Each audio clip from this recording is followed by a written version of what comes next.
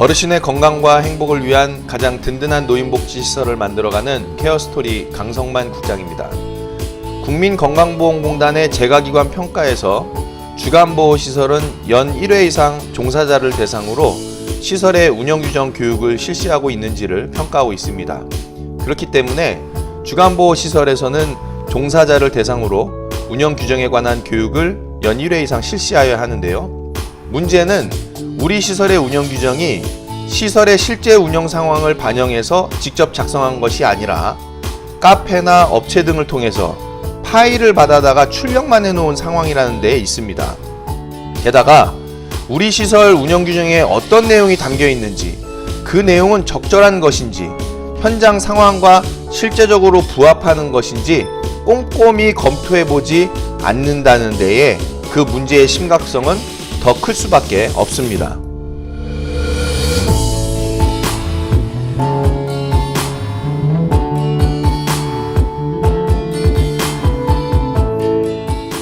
운영규정은 시설 운영에 관한 다양한 규정과 방침을 담고 있는 시설 운영 지침서인 만큼 시설 운영에 실제적이고 합법적인 내용들이 담겨 있어야만 합니다. 그런데 이렇게 중요한 운영규정을 한 번도 검토해보지 않고 카페라든지 운영 노하우가 전혀 없는 업체들을 통해서 다운만 받아 사용하시는 거 과연 괜찮을까요? 그렇기 때문에 이런 운영규정을 가지고서는 운영교육 자체도 불가능할 것입니다. 자, 지금부터 여러분과 함께 살펴볼 운영규정은 시설의 실제적 운영 실정과 현실적인 운영 상황들에 관한 규정이 담겨있는 운영규정으로 여러분들께서 현재 근무하고 계신 시설의 운영규정임을 알려드립니다. 그리고 법적 근거에 부합하도록 대표자님, 시설장님뿐만 아니라 운영위원회의 검토를 거친 운영규정이죠. 물론 이 과정에 사회복지 전문가로서 저희 케어스토리가 함께하였습니다.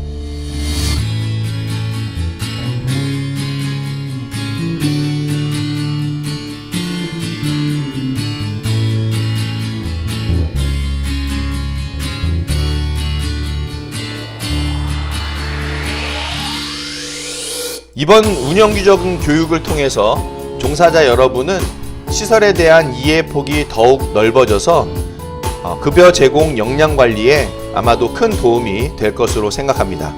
자, 그러면 서두는 여기까지 마무리하고 본격적으로 운영규정 교육을 시작하겠습니다.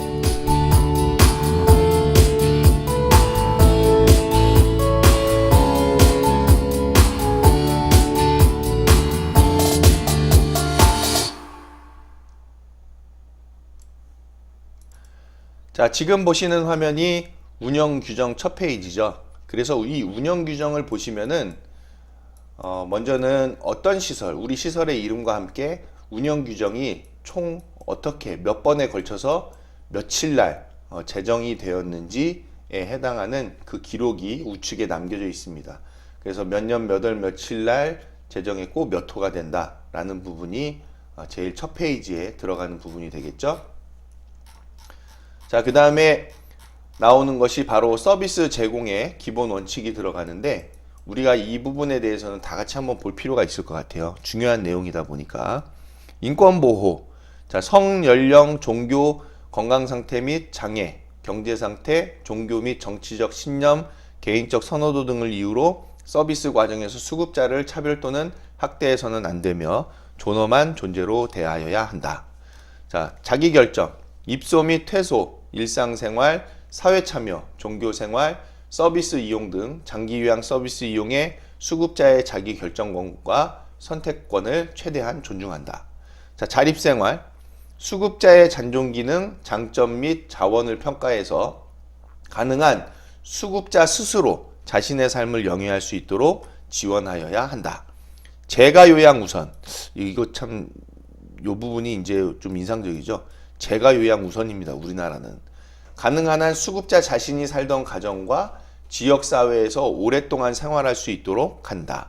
사례관리, 수급자의 욕구, 문제, 장점과 자원에 대한 정확한 사정을 바탕으로 개인별로 차별화된 서비스 계획을 수립해서 수급자의 욕구에 적합한 서비스를 충분히 제공하여야 한다. 자, 비밀 보장. 수급자의 사생활을 존중하고 업무상 알게 된 개인정보는 철저히 비밀을 보장한다. 자, 기록 및 공개. 수급자의 생활과 장기요양 서비스에 관한 모든 내용을 상세히 관찰하여 정확히 기록하고 수급자나 가족이 요구할 경우 기록을 공개하여야 한다. 사회통합. 수급자와 가족, 친구 등과의 교류를 강화하고 사회 참여를 적극적으로 지원하여 수급자의 사회통합을 촉진하여야 한다. 전문 서비스와 효율성. 충분한 인력과 시설을 확보하여 수급자에게 장기요양 서비스를 제공하되 서비스의 효율성을 제고하기 위해 노력해야 한다. 부당 청구 금지. 수급자의 욕구와 문제, 기능 상태를 고려해서 적정 수준의 서비스를 제공하여야 하며 과다 서비스 제공과 부당 청구를 하여서는 아니 된다. 자, 알선행위 등의 금지. 영리를 목적으로 본인 일부 부담금을 면제하거나 할인하는 행위, 금품 등을 제공하는 등 수급자를 속여, 알선, 유인하는 행위 및 이를 사주하는 행위를 하여서는 아니 된다. 라고 명기가 되어 있습니다.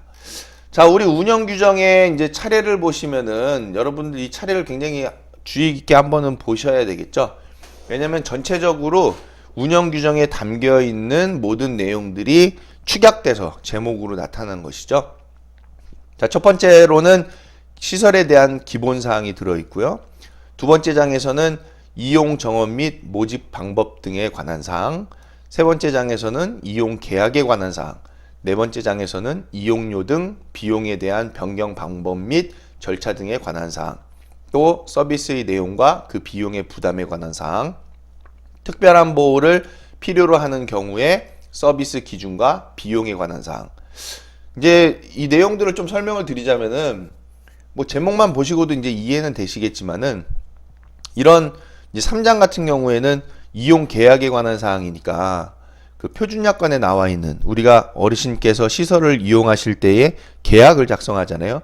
그 계약서 작성할 때에 그 계약에 대한 그런 사항들이 들어있다.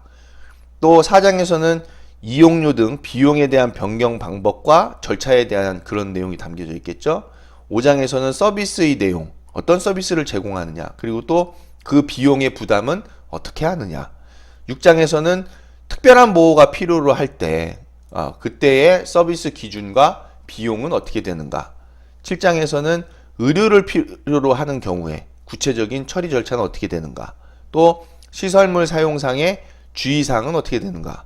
또 9장에서는 서비스 제공자의 배상 책임은 어디까지고 면책 범위는 어디까지인지 규정한 사항, 또 운영 규정의 개정 방법 및 절차 등에 관한 사항, 또 운영위원회 설치 및 운영에 관한 사항, 또 인력 관리 규정에 관한 사항, 여기에는 이제 채용, 복무, 승진, 상벌, 뭐 직장 내 괴롭힘 예방, 금지 이런 내용이 들어가겠죠.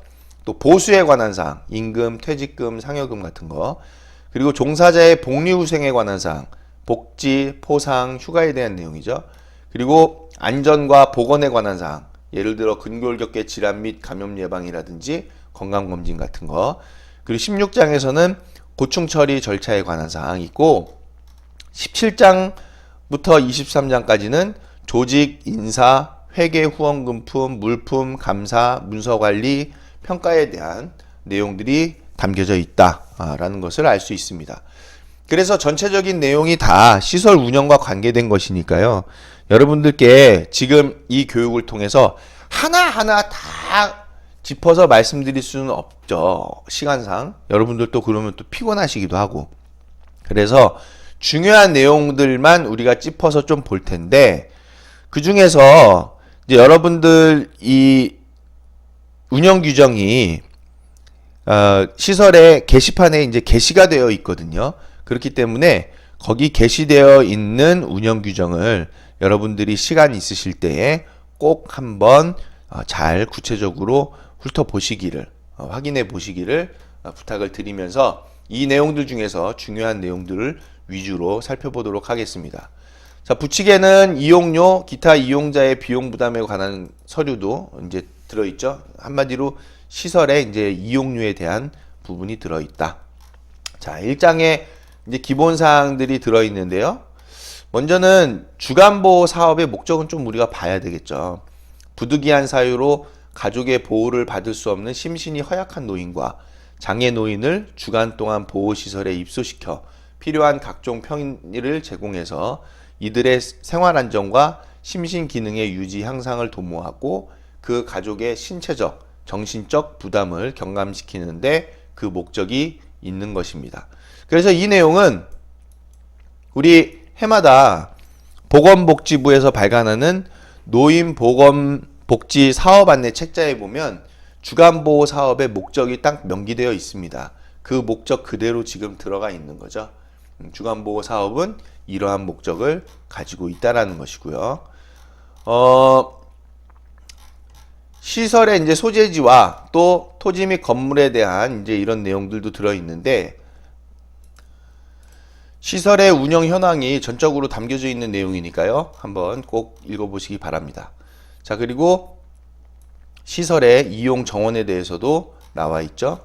자, 이용 대상을 보시면은 장기요양급여 수급자 1에서 5등급 또는 인지지원 등급 또는 심신이 허약하거나 장애가 있는 65세 이상의 노인으로서 주간 동안 보호가 필요하신 분들이 되겠습니다. 자, 11조에서는 이용자 모집 방법이 나와 있는데 시설의 간판을 이용한 통행자 홍보, 현수막을 이용한 길거리 홍보, 홈페이지형 블로그를 이용한 인터넷 홍보, 뭐 키워드 광고, 블로그형 광고, 검색 광고 등이죠. 그리고 노인 장기요양보험 홈페이지의 시설 정보를 통한 광고, 또 전단지를 이용한 홍보, 지역사회 행사를 통한 시설 홍보, 또 유관기관과의 협력을 통한 홍보, 인적 자원을 활용한 홍보 등이 이 내용 규정에 같이 포함이 되어 있습니다.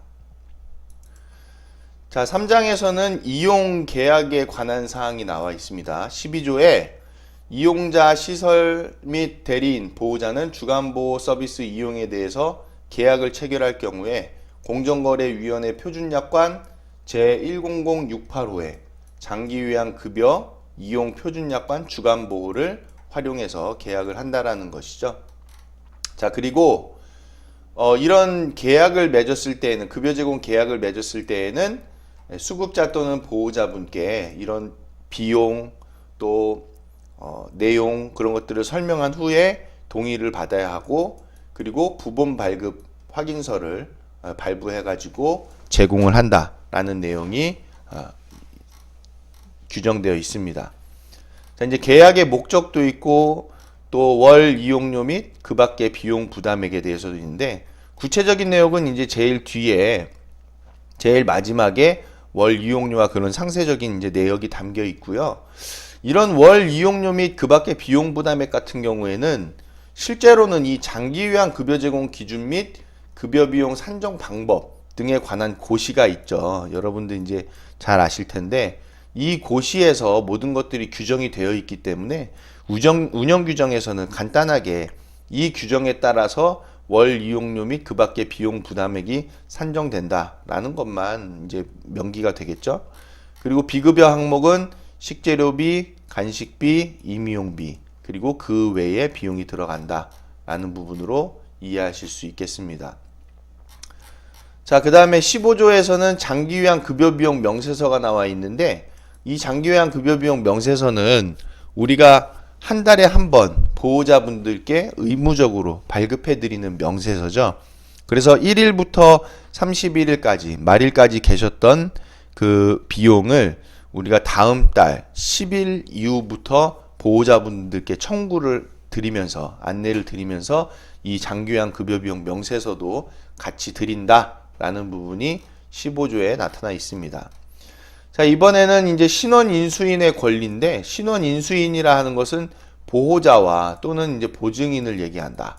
근데 이제 보증인이란 말은 좀 뭐랄까요? 보호자의 좀 두 번째 정도 해당하는 그런 이제 사람이 되겠죠. 어쨌든 보호자가 제일 그 의무자인데 보호자와 그 신원인수인이라고 하는 보호자의 이 권리가 있다.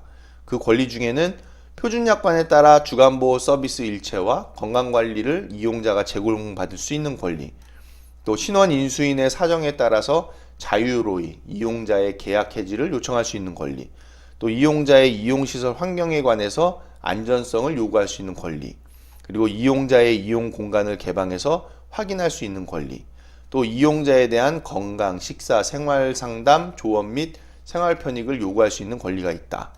또 이용자가 청결한 건물 및 부대 시설을 이용할 수 있도록 요구할 수 있는 권리, 또 반기별 1회 이상 개최하는 보호자 회의에 참석해서 시설 운영 및 급여 제공 과정에서의 특기사항 등의 정보를 공유하고 건의사항 등을 요구할 수 있는 권리, 또 이용자의 급여 제공의 계획에 관한 신원 인수인의 알 권리, 또 월별 장기요양 급여 제공 기록지, 장기요양 급여 비용 명세서 및 이용 계약 해지, 전원 시에 연계 기록지를 요구할 수 있는 권리, 또 특별한 경우 시설의 협약, 연계 병원 및 이용자에 대한 지정 병원 이용을 요구할 수 있는 권리 등이 있다라고 이제 규정이 되어 있죠.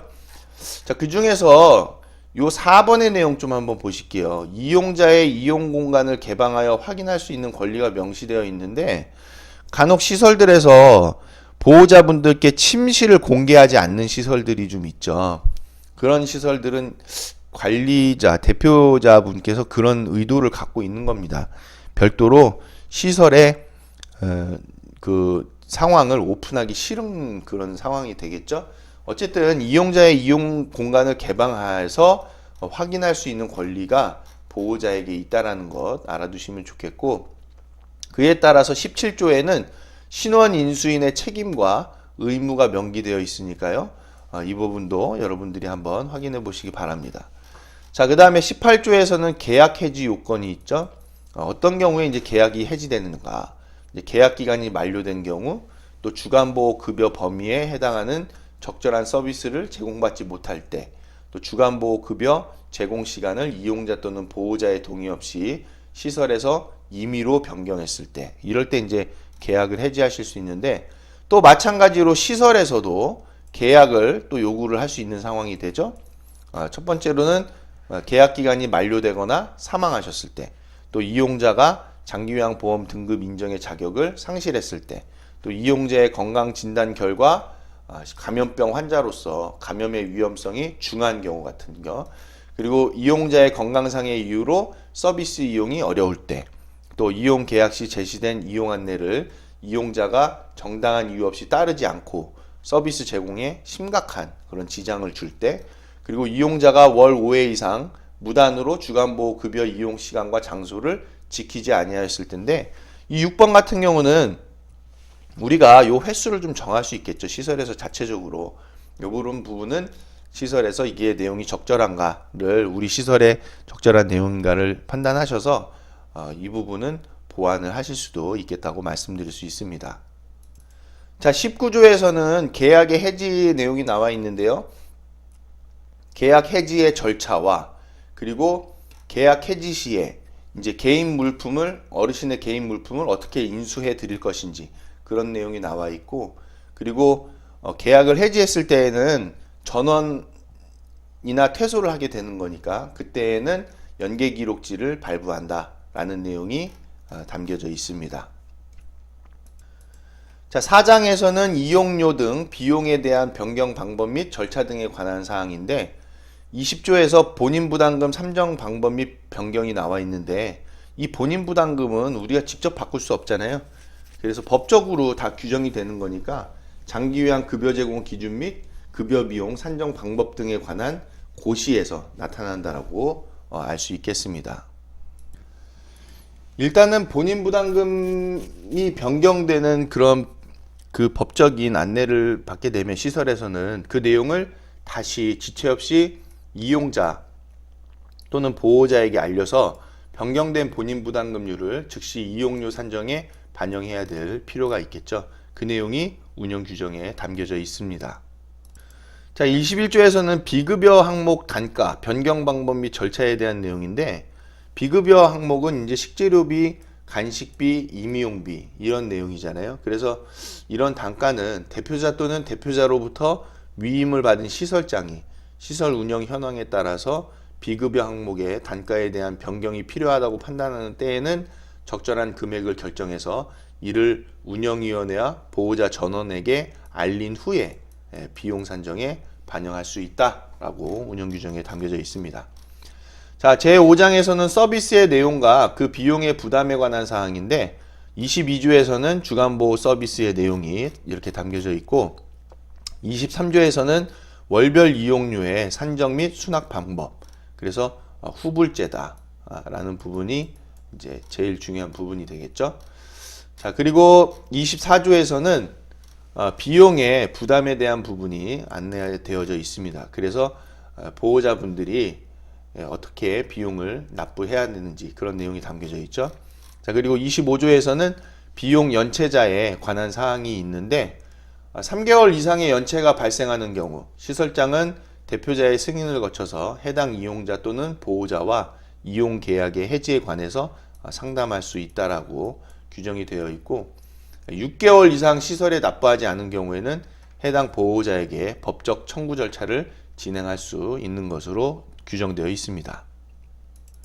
자, 6장에서는 특별한 보호를 필요로 하는 경우의 서비스 기준과 비용에 관한 사항이 안내되어 있는데 중요한 그 굵직한 내용은 어르신들이 시설에서 특별한 보호가 필요로 하는 경우가 있습니다. 예를 들어서 응급 상황 같은 경우 때 그때에 어르신께 만약에 신체 제재를 가한다든지 그런 일이 있을 때에 과연 시설에서는 어떻게 해야 할 것인가. 중요한 건 이제 최소화, 신체 제한적 보호는 최소화해야 한다. 최소화하고 사전에 119 등에 빨리 응급 구조를 해야 한다. 신고를 해야 한다. 그래서 사전에 이런 119 등 응급 구조 센터에 신고하는 방법이라든지 응급 상황 대응 방법을 종사자분들께서 미리 숙지를 해놓고 계시다가 응급 상황이 벌어졌을 때 빨리 신고를 해주실 수 있는 그런 역량이 대처 능력이 필요하다라는 부분으로 안내되어 있는 것이죠. 자, 7장에서는 의료를 필요로 하는 경우의 구체적인 처리 절차가 나와 있는데 여기서 제일 핵심이 되는 건 뭐냐? 응급 이송 시스템을 구축을 해놓고 그에 따라서 의료를 필요로 하는 경우에 빨리 119에 신고를 해서 어르신을 병원으로 의료기관으로 후송한다든지 아니면 사전에 어르신께서 지정해 놓은 병원이 있다고 하면은 그 병원으로 어르신을 빨리 모셔다 드린다든지 이런 내용이 이 부분에 담겨져 있다. 그리고 그에 따라서 비용은 어떻게 책정을 하느냐. 물론 이제 병원비에 대해서는 보호자분들이 부담하시는 거고 때에 따라서 이제 어르신이 개인적으로 정말 개인적으로 그냥 병원을 이용하실 때 발생하는 그런 이동 경비 같은 경우에는 이제 별도로 청구를 드릴 수 있는 내용으로 운영 규정에 담겨져 있죠. 그런 내용이 이제 7장에 담겨져 있습니다. 자, 8장에서는 시설물 사용상의 주의사항에 대해서 이제 안내가 되어 있는데, 자, 중요한 내용은 시설물을 어르신들께서 이제 시설을 이용하시다가 본인의 부주의로 시설물이 파손이 됐어요. 그때는 어르신과 보호자분께서 시설에 배상을 해야 한다라는 내용이 이제 담겨져 있는 것이고, 이제 이용자와 즉 어르신과 종사자분들 모두가 시설물을 잘 주의하셔서 잘 사용하실 수 있어야 한다. 그런 내용들이 담겨져 있습니다. 자, 근데 이제 시설물 사용에 있어서 본인 부주의로 인하여 일어난 과실에 대해서는 시설은 일체 책임을 지지 않지만 단 전문인 배상 책임보험으로 보장이 가능한 사안에 대해서는 해당 보험으로 보상할 수 있는 그런 내용도 담겨져 있죠. 자, 그래서 전문인 배상 책임보험에서 보장하는 그런 보장 가능한 사안이 아닐 때에는 보상이 어려운 부분으로도 담겨져 있습니다. 이런 내용도 좀 잘 알아두셔야 되겠죠. 왜냐하면 이런 경우가 있어요.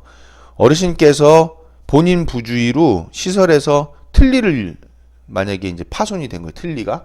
자, 그랬을 때 간혹 보호자분들이 시설에 이거 시설에서 주의 소홀이다, 관리 소홀이다 해서 그 틀니 비용을 시설에다가 청구하는 그런 어르신들 보호자분들이 이제 계시죠. 그래서 그때에는 이제 본인 부주의로 일어난 과실이기 때문에 시설은 일체의 책임을 지지 않는 것이 사실상 맞습니다. 자, 근데 단 만약에 전문인 배상 책임 보험에서 이 부분을 어떻게 보장을 하고 있는가, 그 약관에 대해서 여러분들이 이제 알아둘 필요가 있겠죠. 그래서 전문인 배상 책임 보험은 이런 그 사고에 대해서 많은 그 케이스들을 접해본 그런 전문인 배상 책임 보험 업체에 가입을 하는 것이 굉장히 중요하고 꼭 그렇게 해야 하는 것이 필요하다라는 부분을 말씀드릴 수 있겠습니다. 자, 9장에서는 서비스 제공자의 배상 책임 면책 범위에 관한 사항이 나와 있는데요. 먼저는 서비스 제공자의 배상 책임과 면책 범위부터 보시면 이런 경우에는 이용자, 즉 보호자에게 이제 배상을 해야 되는데, 시설의 종사자의 고의나 과실로 인해서 이용자를 부상케 하거나 사망에 이르게 했을 때, 또 상한 음식을 제공해서 또는 약을 잘못 투약해서 이용자의 건강을 상하게 했을 때, 그래서 사망에 이르렀을 때, 또 시설의 장비 또는 시설 관리가 부실해서 이용자를 부상케 하거나 사망에 이르게 했을 때, 또 노인학대로 인해서 이용자의 건강 상태가 악화되거나 사망에 이르게 되었을 때가 해당이 되겠죠. 그런데 다음과 같은 경우에는 이용자는 배상을 요구할 수 없는 상황이 됩니다. 무엇이냐면 자연 사망했을 때, 또 시설의 종사자가 선량한 주의 의무를 다했음에도 이용자가 임의로 외출해서 상해를 당했거나 사망하였을 때, 또 이용자가 천재지변으로 인해서 상해를 당했거나 사망했을 때, 이용자 본인의 고의 또는 중과실로 인해서 상해를 당했거나 사망했을 때가 해당이 됩니다. 여기서 보시면 선량한 주의 의무라는 것이 나오는데, 이 굉장히 중요한 말이에요. 선량한 주의 의무를 다한다. 시설은 선량한 주의 의무를 다 했지만 불가항력적으로 일어나는 그 사건이나 사고에 대해서 어떻게 그것까지 관리를 할 수 있을까요? 그렇기 때문에 시설은 선량한 주의 의무를 반드시 다 해야 한다라는 것을 우리가 이 내용에서 살펴볼 수 있는 상황이 되겠습니다. 자, 31조에서는 전문인 배상 책임보험 및 화재보험 가입에 대해서 안내가 되어 있는데, 시설은 먼저는 전문인 배상 책임보험을 두어서 종사자분들께서 만약에 업무상에 있어서의 과실로 인해서 어르신께 피해가 입혀졌을 때 보험으로 보장을 해드린다. 그리고 화재보험에 가입해서 화재에 대한 대비를 하고 있다라는 것이죠. 자, 그 내용이 같이 운영규정에 담겨져 있습니다. 자, 10장에서는 운영규정의 개정 방법 및 절차 등에 관한 사항이 안내되어 있는데요. 운영규정의 개정은 먼저는 운영규정의 내용을 먼저는 알아야 되겠죠. 이 운영규정이 어떤 내용을 담고 있는지. 자, 그래서 첫 번째로는 순서가 이렇습니다. 운영규정의 내용을 파악한다. 그 다음 대표자, 시설장, 또 종사자, 보호자, 이런 분들이 운영규정의 내용에 있어서의 잘못된 부분들 또는 변경하거나 개선해야 될 그런 내용들의 의견을 주시겠죠. 여러 가지 의견이 꼭 운영규정을 바꿔주세요 라는 의견으로 전달이 되지 않다 하더라도 시설을 운영하는 과정에 있어서 여러 가지 의견들이 나올 수 있습니다. 그런 의견들을 이 운영규정에다가 반영을 하는 것인데, 자, 그런 의견들을 이제 모으는 거죠. 자, 모아서 시설장 또는 대표자분께서 운영규정에 바뀐, 보완한, 변경한 안을 만들어야 되겠죠. 운영규정 개정안이 되겠죠. 그 개정안을 자, 승인하는 여부에 대해서는 자, 대표자가 고유의 권한으로 그 운영규정을 개정을 하는데, 대신에 그 개정한 운영규정이 적절한지에 대해서는 운영위원회를 통해서 심의를 받아야 한다라는 부분이 바로 이 10장 운영규정의 개정 방법 및 절차 등에 관한 사항에 담겨져 있습니다. 자, 11장에서는 운영위원회의 설치 및 운영에 관한 사항이 나와 있는데, 운영위원회는 이제 그 사회복지시설이라면 다 설치가 되어 있는 거죠. 그래서 분기에 한 번씩 회의를 개최하는데, 이 회의의 멤버는 누구고, 회의는 어떨 때 개최할 수 있고, 그리고 운영위원회를 통해서 그 회의에 참석하는 운영위원회 수당은 어떻게 되고, 자격은 어떻게 되고, 그런 내용들이 여기에 담겨져 있죠. 그래서 분기에 한 번씩 시설에서는 운영위원회가 개최되고 있으니까요. 여러분들도 이 내용을 한번 확인해 보시면은 운영위원회의 구체적인 사안을 아실 수 있겠습니다. 자, 12장에서는 인력관리 규정에 관한 사항이 나와 있는데 채용, 복무, 승진, 상벌들이 있죠. 우리 시설에서는 일단은 채용은 대부분이 이제 뭐 공개 채용으로도 하지만 특채도 있죠. 그런 부분으로 되어 있고, 또 채용은 요즘은 이 워크넷이 워낙 잘 돼 있어 가지고 워크넷에서 공개 채용을 한다든지 아니면 주변 지인을 통해서 소개받아서 채용을 하는 형태의 내용이 여기에 이제 담겨져 있죠. 그리고 복무에서 이제 준수할 사항에 대해서도 나와 있고, 승진은 근데 우리 시설에서 솔직히 승진에 대한 개념은 거의 없잖아요.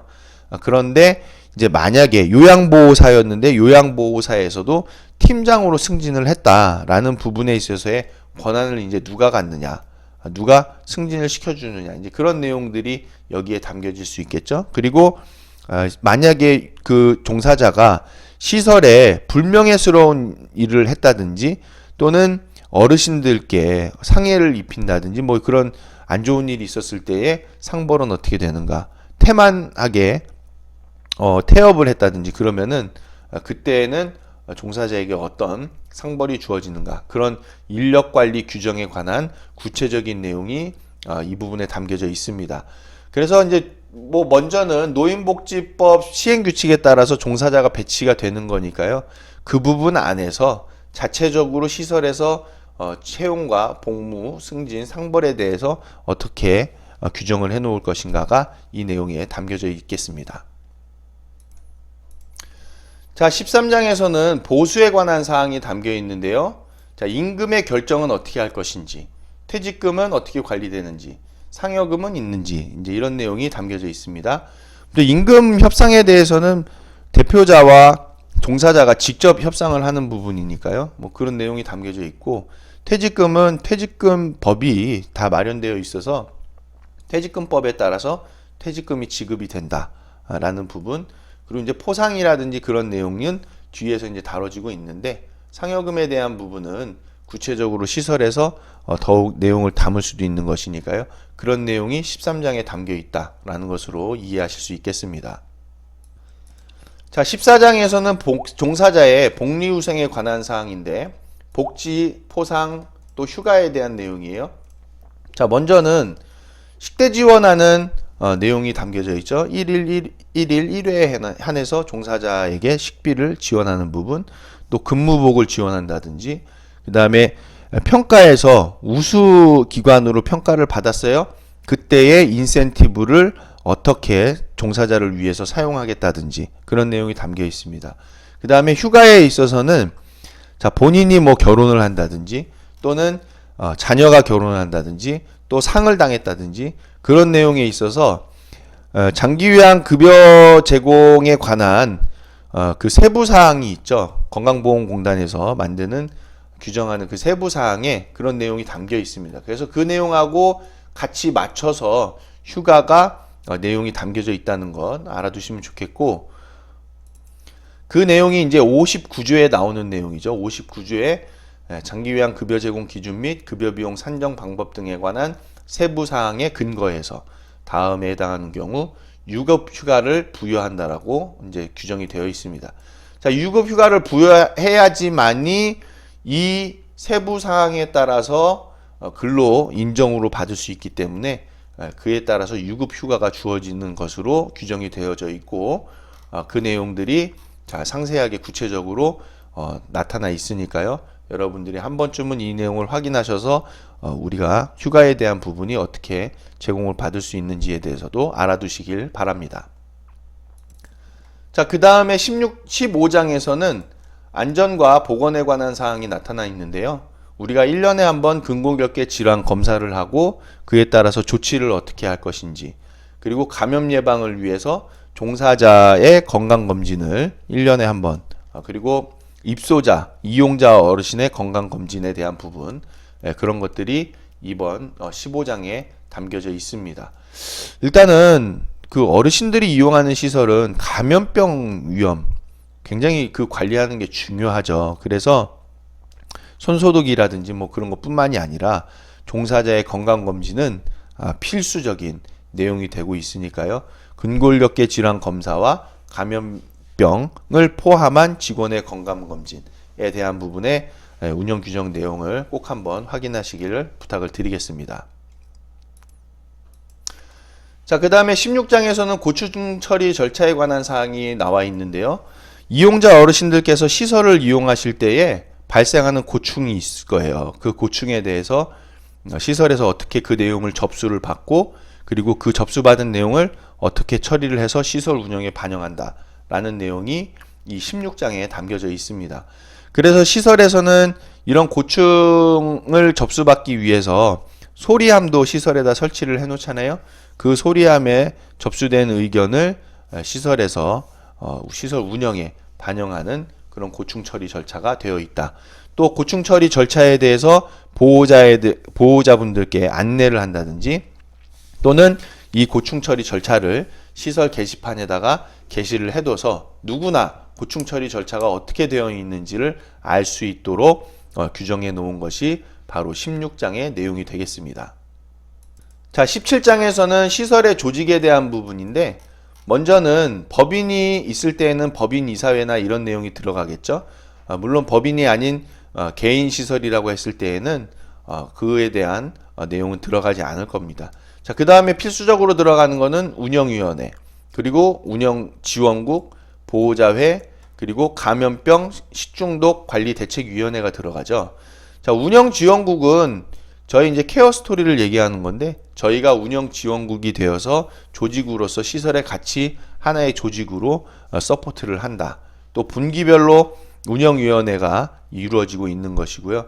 개인 시설일 경우에는 개인으로서의 이 법인 이사회는 빠지겠죠. 그런데 만약에 주식회사가 설립되어져 있는 상황이라든지 또는 개인이 시설을 설립했지만 별도의 주식회사에서 시설 운영에 대한 부분을 관리한다든지 이런 내용이 있을 때에는 이런 법인 이사회에 이런 내용이 포함되어질 수도 있을 것입니다. 그런 내용들이 이제 이 장에 담겨져 있겠죠.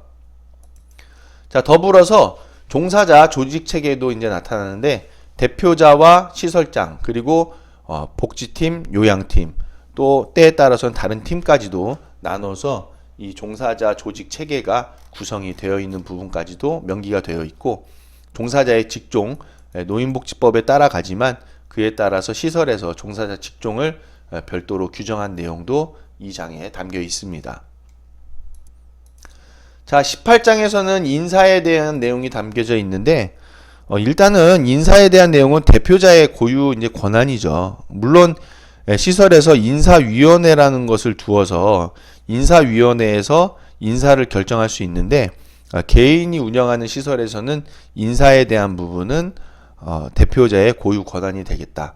그리고 주식회사에서 운영한다고 하면은 주식회사에서 별도의 인사위원을 두어가지고 거기서 이제 인사에 대한 것들을 검토하는 그런 내용이 되겠죠. 그래서 제 18장에서는 그러한 인사에 대한 내용이 담겨져 있다라고 아실 수 있겠습니다. 자, 19장에서는 재무회계에 대한 내용인데 재무회계는 뭐 다른 내용은 아닙니다. 재무회계는 법이 딱 되어 있어요. 그냥 사회복지법인 및 사회복지시설 재무회계 규칙을 준수할 수밖에 없는 거기 때문에 이 내용에서 모든 것들이 다 규정되어 있죠. 그래서 이 규칙에 따라서 시설의 재무회계를 관리한다 라고 하면은 모든 내용이 다 귀결되겠습니다. 자, 20장에서는 물품에 대한 관리 내용인데요. 주요한 내용은 자, 이제 그 물품을 관리하는 물품 관리자가 있다. 그리고 물품 관리자와 그리고 물품에 대해서 출납하는 출납원을 두고 있다라는 것이죠. 그래서 시설에서는 물품 관리자와 물품 출납원을 지정해서 운영을 한다. 자, 근데 이제 물품 관리자에 대해서는 이제 대표자가 될 수 있는 부분이죠. 왜냐하면은 이제 개인이 설립한 시설일 경우에는 물품에 대한 권리가 있기 때문에 대표자가 물품 관리자가 되면서 그리고 물품 출납원을 이제 지정을 해 두는 상황입니다. 종사자 중에서. 자, 물론 이제 법인이 운영할 때는 또 내용이 달라질 수 있겠죠. 시설장이 또 물품 관리자가 될 수도 있는 부분입니다.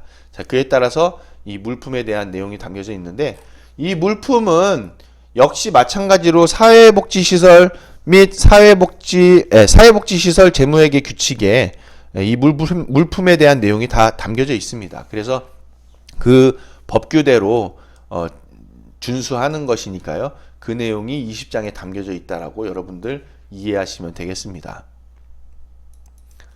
자, 21장에서는 이제 시설 회계에 대한 이제 감사에 대한 부분이 있는데, 요 감사는 우리가 먼저는 시설의 결산을 1월 1일부터 12월 31일에 해당하는 그 사용한 결산에 대해서 3월 31일까지 지자체에 보고하잖아요. 그렇기 때문에 1차적으로는 지자체에서 요 부분을 관리하고 있다.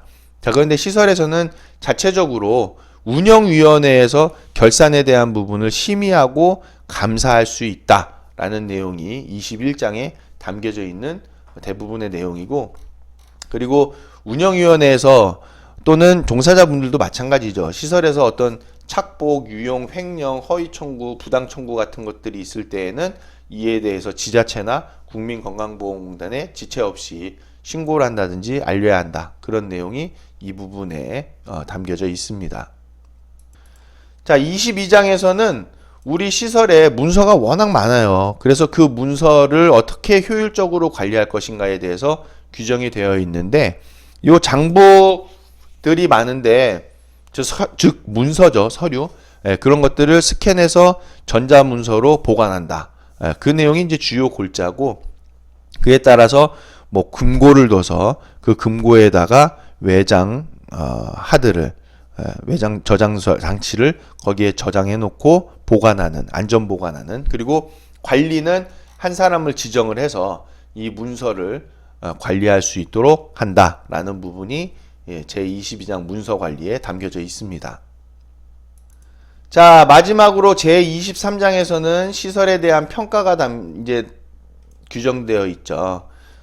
국민건강보험공단에서 진행하는 노인 장기요양 기관 평가에 대한 부분이 23장에 담겨져 있고요. 그리고 그에 따라서 시설은 이제 아예 1년에 한 번씩 평가해야 한다. 이렇게 담겨져 있어요. 그게 자체 평가든 아니면 정기 의무적인 평가든 상관없이 연 1회 이상 평가를 실시한다. 자체 평가 포함 또 의무 평가 포함해서 무조건 연 1회 이상 시설 평가를 수행하는 것으로 담겨져 있으니까요. 그리고 그에 따라서 평가를 하고 그리고 그 평가에 부족한 부분들을 보완하는 질향상 활동을 하는 내용이 이번 장에 담겨져 있습니다. 자, 그리고 제일 마지막에 부칙이 담겨져 있죠. 그래서 몇 년, 몇 월, 며칠부터 시행한다라는 부칙 내용이 마지막으로 담기고, 자, 제일 끝에 이용료, 기타 이용자의 비용 부담 관계 서류가 담기면서 운영 규정이 마무리가 되겠습니다. 이 이용료, 기타 이용자의 비용 부담 관계 서류를 보시면 이제 하루에 얼마, 1등급 그 법정 금액표가 나와 있어서 1등급, 2등급, 3, 4, 5등급, 인지지원 등급까지 금액별로, 시간별로 해서 본인 부담금이 얼마고, 그리고 밑에 보시면은 비급여 항목에 대해서도 어떻게 산정되는지, 그리고 한도액은 얼마인지 그런 내용이 담겨져 있습니다. 자, 여기까지 해서 긴 시간 주간보호시설 운영규정에 대해서 여러분들과 함께 살펴봤는데요. 45분이라는 긴 시간 동안 주의 깊게 들어주셔서 너무 감사드리고, 이 운영규정은 시설의 실제적인 모든 운영 내용들이 담겨져 있는 거라서 종사자 여러분들도 이 내용을 보시고 이 내용은 우리 시설이랑 좀 안 맞습니다. 근데 이 사안은 우리 운영규정에 좀 포함이 되어야 할 것 같습니다. 그런 내용들이 있다고 하시면 바로바로 의견을 주셔서 운영규정이 개정될 수 있도록, 그래서 좋은 운영 지침서가 마련이 되어져서 어르신의 건강과 행복을 위한 가장 든든한 노인복지시설이 될 수 있도록 우리 모두 다 함께 노력해 주시기를 부탁드리면서 교육을 마치도록 하겠습니다. 긴 시간 동안 시청해 주셔서 대단히 감사드립니다. 고맙습니다.